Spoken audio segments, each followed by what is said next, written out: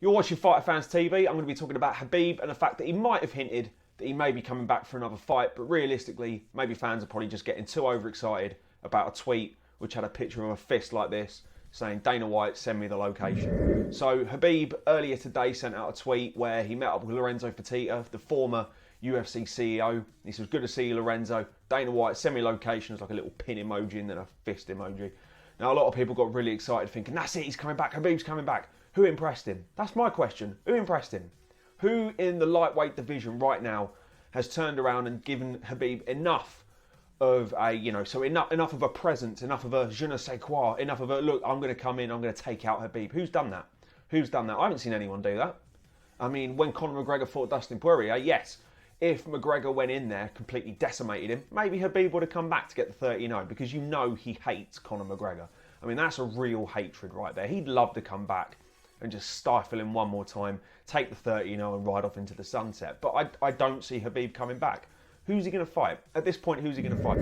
I'd like to see him fight Islam, but that's never going to happen, and that's probably about a year away from being a realistic expectation anyway. Tony Ferguson's not going to fight him. Maybe he's going to fight the winner of Poirier versus McGregor 3, which is probably going to happen around May time. That's what Charles Sonnen was saying. He was saying that fight's going to happen around May, because obviously he works alongside Tony Ferguson, so they've got a fairly good knowledge of what's going on in that division. So they know how they're going to structure what they're going to do next. Obviously, Tony Ferguson's got a fight coming up. He was called out by Islam, but that's not going to happen. Apparently, Tony Ferguson's already got a fight lined up. We're looking at Chandler taking on Justin Gaethje.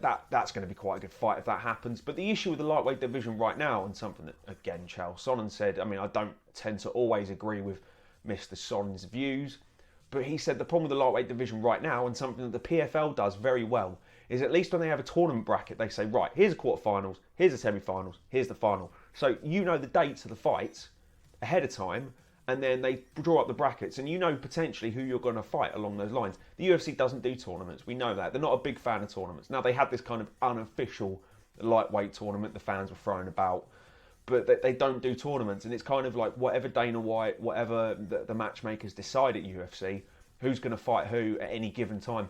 I think the problem with the lightweight division right now is, once again, we don't know if Khabib is retired. We don't know. He was taken away from the pound-for-pound rankings, but he's still listed as the UFC lightweight champion. Which is it? You can't be... If he's still the champion, if he's still on top of the game at the 155-pound weight division, which is... It's the toughest division in all of mixed martial arts right now. You can't put any other division up against that division. McGregor, Gaethje, Ferguson, Khabib, technically. People like Islam coming up. It's a great division. You know, Chandler, even Dan Hooker. You know, Michael Chandler, Dan Hooker. Yes, Dan Hooker got knocked out recently, back in January. Not even recently, it's March now. He got knocked out back in January. But Dan Hooker is still a quality fighter. He's not a poor fighter.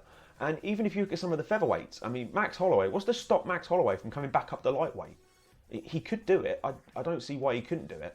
Henry Cejudo, he's talked about fighting again at featherweight, but could Cejudo move up? I guess if he wanted some big mega fights, and if Max Holloway's moving up, I see Henry Cejudo moving up. So the question is Khabib going to come back? I don't think Khabib is going to come back. I think people are getting a little bit too overexcited about a random tweet. But I can see why. I can see why people want to see him come back. He's 29-0. You can't leave on a record of 29-0. He said he's never going to fight again because his mother told him she didn't want him to. If that's what he's decided, that's what he's decided. But we're going to have to just wait and see. Hopefully, at some point, the lightweight division is going to get some sort of normality. Hopefully, they're going to be able to determine at least an interim champion before Khabib potentially steps back in.